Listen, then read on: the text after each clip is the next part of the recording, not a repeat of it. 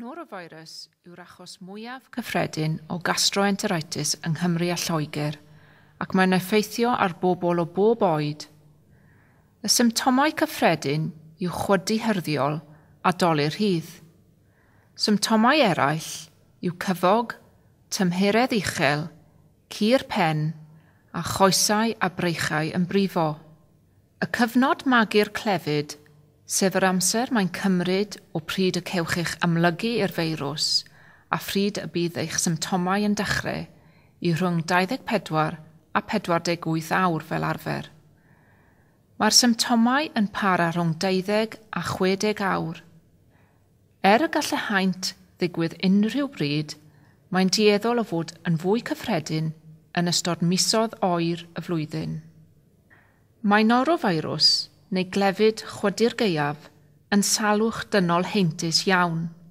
Gall pobl dal norovirus drwy gyswllt uniongyrchol a pherson sal, neu gyswllt uniongyrchol a'u cyfog neu ysgarthion, bwyta bwyd sydd wedi hylogi ar feirws, enghraifft pan fydd rhywun â symptomau yn trin neu'n paratoi bwyd, drwy gyswllt ar arwyneb wedi hylogi, fel seddi toilet, dolenni drws neu dap ac yn llai cyffredin trwy anadlu'r feirws pan rydych chi'n agos at berson heintus pan fyddant yn chwydu. Mae rhai mannau yn arbennig o agored i risg o haint ac achosion o'r feirws. Mae'r mannau hyn yn cynnwys unrhyw ardaloedd lled gaeedig lle bydd nifer fawr o bobl yn dod at ei gilydd am gyfnod o amser mewn man cyfyng. Megis, ysgolion, theatrau, llongau pleser, neuaddau cyngerdd, cartrefi gofal a gwestai. Mae grŵp mawr o bobl yn dod ynghyd yn cynyddu y siawns o gyflwyno'r norovirus i'r grŵp hwnnw ac y siawns o drosglwyddo'r feirws o fewn y grŵp hwnnw o bobl. Felly, mae gweithredu cyflym yn hanfodol ac yn gost-effeithiol. Bydd gweithredu cyflym yn cyfyngu ar y haint ac yn lleihau'r nifer o bobl sy'n cael ei effeithio. Atal achosion o norovirus rhag ddigwydd, amharu llai ar weithredu busnes neu sefydliadau, lleihau absynoldeb oherwydd salwch, atal cyhoeddusrwydd gwael.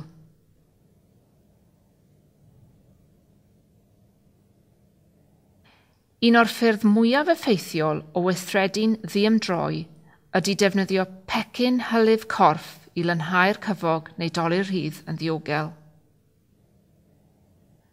Canllaw cam wrth gam i lynhau ardaloedd lle cafwyd cyfog neu dolur rhydd sicr neu amheuir.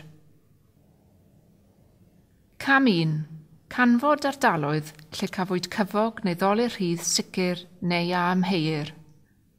Ar ôl cael gwybod am gyfod neu dolur rhydd mewn man, ymatebwch yn gyflym, a sicrhewch fod yr holl ddarpariaeth glanhau angenrheidiol ar gael.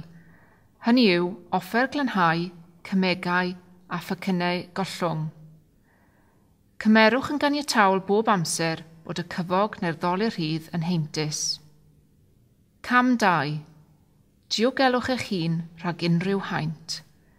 Gwisgwch fenig a ffedog y gellir ei taflu. Cam 3. Sicrhewch fod y cyfog neu dolur rhydd yn cael ei ymsugno. Defnyddiwch becyn gollwng a dilynwch y cyfarwyddiadau. Mae'r pecynnau yn cynnwys gronynau sy'n amsugno'r gollyngiadau neu ddefnyddiwch dywelion papur neu rhywbeth arall i amsugno'r mwyafrif o'r hylif.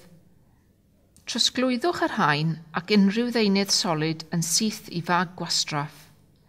Gallwch defnyddio'r bag i'w daflu a sgwp neu crafwr a ddarperir gyda'r pecyn gollwng. Golchwch eich dwylo'n drylwyr gan ddefnyddio sebon hylif, dŵr cynnes a sychwch nhw. Cam 4. Glanhewch yr ardal sydd wedi hylogi o fewn radiws o 2 fetr os oes gennych arwyneb caled.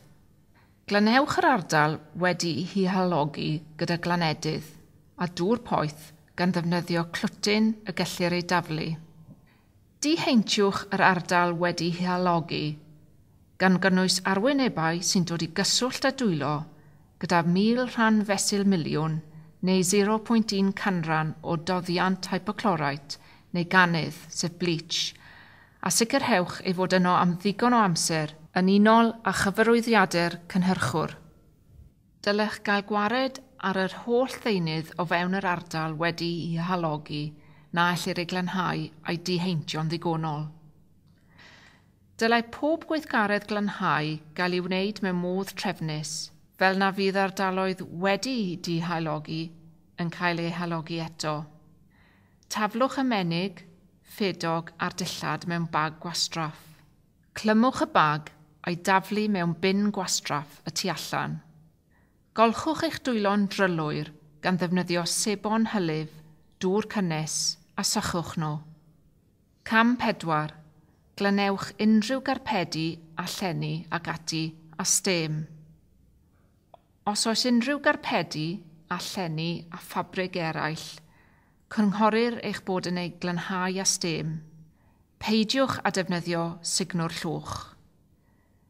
Sicrhewch fod unrhyw hoffer symudol yn cael ei symud o fewn yr ardal sydd wedi halogi mwyn glanhau'n ddwys ac effeithiol. Glanhau dwys ardaloedd eraill lle nad yw cyfog neu dolur rhydd yn hysbys. Canolbwyntiwch ar arwynebau a all fod wedi hi halogi'n anuniongyrchol gan ddwylo a thraed.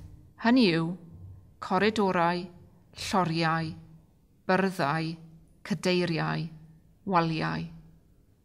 Os nad oes cyfog neu dolur rhydd ac arogl hysbys o fewn yr ardal, ni ddylai fod angen symud offer mawr. Hynny yw, cypyrddau storio, silffoedd llyfrau ac ati. Toiledau. Dylid cynhyddu pa mor aml y caiff toiledau eu glanhau a'i diheintio yn enwedig ar ôl achos o chwydu neu dolur rhydd. Sicrhewch fod arwynebau cysylltiad ar dwylo wedi diheintio yn drylwyr. Hynny yw, teclyn tynnu'r chain, tapiau golchi dwylo, dolenni drws. Edrychwch ar y darpariaeth golchi dwylo, sebon, dŵr poeth, cyfleusterau sychu, a rhowch wybod i'r gofalwr am unrhyw gyfleusterau golchi dwylo sydd ar goll o'r toiledau. Offer a chyflenwadau glanhau. Rhaid i bob offer glanhau gael ei diheintio'n drylwyr ar ôl ei defnyddio. Cofnodwch y manylion. Fe'ch cynghorir i gofnodi holl fanylion angenrheidiol y glanhau dwys gan ddefnyddio taflen gofnodi. Bydd gweithredu cyflym yn lleihau haint rhag lledaenu. Mae'n cynnwys glanhau cyfog neu dolur rhydd yn ddiogel, diheintio ardaloedd wedi i halogi yn effeithiol, a golchi a sychu dwylo yn aml gyda sebon hylif, dŵr cynnes a thywelion y gellir eu taflu. Dylech bob amser ystyried unrhyw gyfod neu dolur rhydd yn heintus, ac ar potensial i wneud llawer o bobl yn sâl, gan gynnwys eich staff a'ch cwsmeriaid a all gosti llawer o arian i'ch busnes. Gall hyn amharu ar eich busnes, oherwydd mae rhaid i staff wedi ffwrdd am 48 awr ar ôl ei symptom diwethaf. Hefyd gall yr awdurdod lleol gau eich busnes, a gall hyn roi cyhoeddusrwydd drwg eich busnes.